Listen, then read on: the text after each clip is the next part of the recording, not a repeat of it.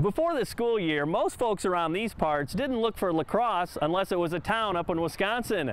Well, the Augustana men's and women's lacrosse team have certainly put that sport on the map in this area, including the ladies, who take an 8-game winning streak into the final regular season game of the year. They are 14-3 overall in their first year as a program. And it really came down to them, like I said, putting in the 8 to 9 months of hard work that they have.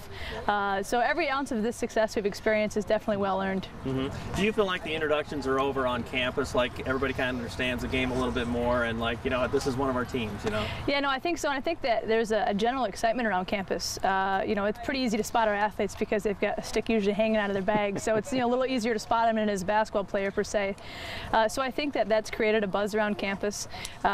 People definitely know more about the sport now. The rules will come and go as people continue to watch us. I did not expect to be this successful, to be honest.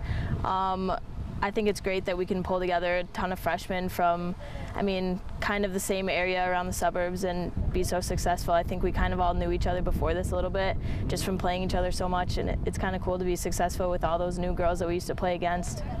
How different do you think heading to next season would be if you were 3-14 versus 14-3? I mean, do you think it's going to, I guess, how is it going to help recruiting and maintaining the excitement, I guess? Well, I think for Coach Tisdale, it's going to be a lot easier for her to recruit better players because they're going to want to come here thinking that they're going to be successful, and I think the dynamic of practice and the games will be better because, I mean, having better players on a team are going to push the younger players to want to be just as good and want to be starters and everything like that. So Hilary Kargl is like top in the nation for scoring, so I mean that draws a lot of attention. I mean, I'm more of a defensive player to begin with, so I know our defense is really strong and team-oriented, and our offense is, we don't really focus it on the top scorers. It's kind of a shared thing.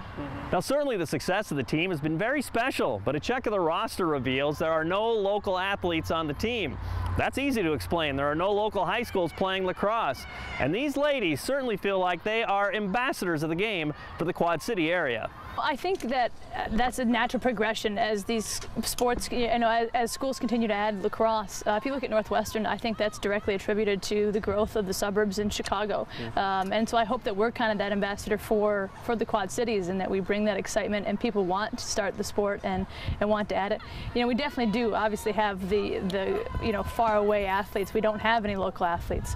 And so that will obviously be a challenge as far as continuing to find coaching and officiating in this area, but I think as the sport continues to go on for the next few years, that'll take care of itself. What is your message in that regard? You have to be what kind of athlete to really thrive in this sport too? That's the awesome thing about lacrosse, is you can be any type of athlete. You don't have to have speed, you don't have to have a certain size. You really can, you know, you can be a 6-foot tall girl that can't run very fast, or you can be a 4'11" girl that can run really fast, and any type of athlete can really play this sport, which is exciting, and something that really drew me to it, because you can pick up on everyone's talents no matter what they are and really find a spot for them on the lacrosse field. I think it's really cool to get little kids involved. I mean, they say lacrosse is one of the largest growing sports, and at home I've been coaching a lot for my coach back home during the summer, just for like little girls, like 2nd graders to 8th graders. I think it's great getting new girls involved, and I mean, once it grows around here, it's just going to keep growing everywhere, and once it's a large sport, it's going to be up there with all the other ones. And I think we can make an impact on the community and like the school districts around here, not just in our own communities, but reaching out over here and getting more girls, local girls, involved.